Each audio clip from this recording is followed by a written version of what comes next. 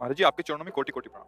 महाराज जी मैं माँ दुर्गा का भक्त हूँ, माँ दुर्गा के दर्शन करना चाहता हूँ, तो मैं क्या करूँ कि वो जल्दी आ जाए महाराज जी?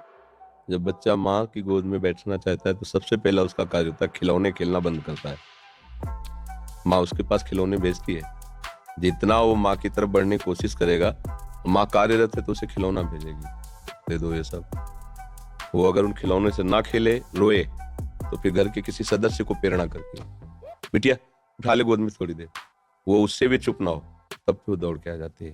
भाव, पहले हमको इन भोगों का त्याग करना होगा जिन भोगों में हम खेल रहे हैं, फिर हमारी अनुकूल मांगे हमारे सामने आएंगी माँ से ना मिलने के लिए बाधा बनकर।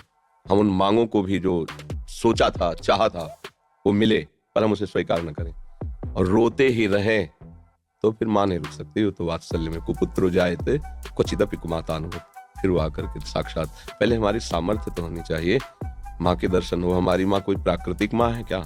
आद्याशक्ति अनंत महामहिम है। वो ऐसी थोड़ी कि प्राकृतिक नेत्रों से ऐसे जैसे अपनी अम्मा को ऐसे देख लेते हैं, ऐसे वो केवल तुम्हारी माँ थोड़ी जगत माता है और वो आद्याशक्ति है, ईश्वरी है। कोई ऐसे थोड़ी कैसे देख लोगे। पहले भोगों का त्याग करो और उनकी शरण में होकर के अंदर से उनके नाम मंत्र, उनके विज्ञ जो महापुरुष जन है उनसे मंत्र लेकर और उनकी भावना से भजन करो। माँ का साक्षात्कार रामकृष्ण परमहंस जी ने जबकि सिद्ध हो गए ना, फिर माँ का दर्शन को खिलवाड़ है। फिर कृष्ण और काली में कोई अंतर थोड़ी उन्हें दिखाई दे रहा था, पूरा जगत उन्हें भगवत स्वरूप नजर आया। तो माँ का साक्षात्कार मतलब ब्रह्म साक्षात्कार।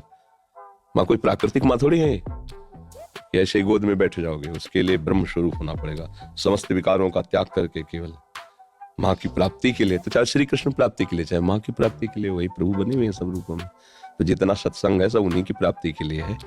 आप पहले तो विकारों से बचिए, ब्रह्मचर्य का पालन कीजिए, खूब नाम जप कीजिए और लक्ष्य बनाइए कि देवी जो सर्वभूतों में व्याप्त शक्ति है, मैं उसका अनुभव करना चाहता हूँ। तो आ जाएंगी, कृपालु है, कृपा करके दर्शन दे। देवी प्रपन्नार्ति हरे प्रसीद, प्रसीद मातर जगतोखिलस्य, प्रसीद विश्वेश्वरी पाहि विश्वम, त्वमीश्वरी देवी चरा चरस्य। हे देवी आप ही चराचर रूप में विराजमान हो। आ गई ना सिद्धांत, सर्वम खल्विदम ब्रह्म वासुदेवा सर्वम, आ गया ना। एक ही बात है, वो तत्व तो एक ही है, चाहे उसे माँ कहो चाहे पिता कहो, चाहे दोस्त कहो चाहे प्रीतम कहो, वही सखा है, वही प्रीतम है, वही माँ है। तुम जिस भाव से भजोगे आ जाएगा। तुम्हें वो माता च पिता तुम्हें हो, तो वही शिव है, वही शक्ति है, कोई दो तो है नहीं। वही माँ है, वही पिता है। आप माँ भाव से भजोगे, हमारे प्रभु माँ भाव से आ जाएंगे। पर उनके आने के लिए जो स्वागत तैयारियां करनी है वो हमें करनी होगी। हमारे हृदय में जो अभी कूड़ा करकट वासनाएं हैं हटानी पड़ेगी। खूब नाम जप करे और भाव से चले तो तुम्हारी बुद्धि में ही प्रकाशित हो जाएंगे। या देवी सर्वभूतेषु बुद्धि रूपेण संस्थिता नमस्तस्यै नमस्तस्यै नमस्तस्यै नमो नमः, विराजमान हो जाएंगे बुद्धि में। देख मैं आ गई। उनके प्रचंड तेज को कोई सह सके?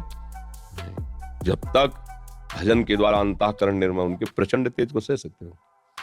वो शिव शक्ति है, अम्बा है, आद्या शक्ति है। और एक अंश में सूर्य विद्यमान, आंख मिला के देखो 12 बजे दोपहर के, और अनंत सूर्यों जैसी कांति माँ भगवती की, महाबलशाली। त्रिभुवन में कोई पैदा नहीं हुआ कि अपने स्वरूप में आ जाए, उनसे आंख मिला ले कोई। भगवान शंकर भी चरणों में लौट गए नहीं लौट गए? ये बात ध्यान रखना कि ये माँ कोई ऐसी माँ नहीं है प्राकृतिक, ये आद्या शक्ति चिदानंद माँ है। ये ऐसे थोड़ी सी चुनरी और नारियल चढ़ाने से तुम्हारी कामनाओं की तो पूर्ति कर देगी, लेकिन साक्षात्कार होने के लिए फिर अपना अस्तित्व मिटाना होगा, अपने अस्तित्व का बलिदान करना होगा। अस्तित्व का बलिदान, पूर्ण समर्पण और उन्हीं का केवल चिंतन, आ जाएंगे। क्योंकि वही है, दूसरा कोई है नहीं। हमारी दृष्टि में सब एक ही परमात्मा है, उसे किसी भी नाम रूप से आप पूज कर प्राप्त कर लो, वही है, दूसरा कोई है नहीं। समझ गए?